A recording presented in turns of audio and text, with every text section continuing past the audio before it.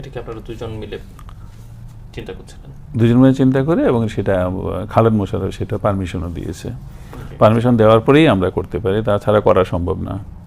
তো খালেদ মোশাররফ সেটার পারমিশন দিয়েছেন। পারমিশন দেওয়ার পরে আমরা প্রত্যেক থার্সডে নাইটে আমরা নাইট ট্রেনিংয়ের জন্য সারা রাত্রের জন্য বাইরে চলে যেতাম। কোন সময় থেকে শুরু করলেন? এটা জুলাই থেকে।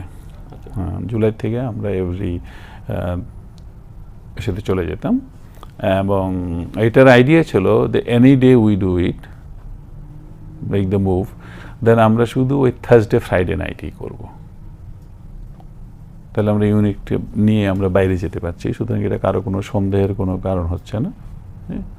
সুতরাং সেই হিসাবে ডেট ফিক্স করো।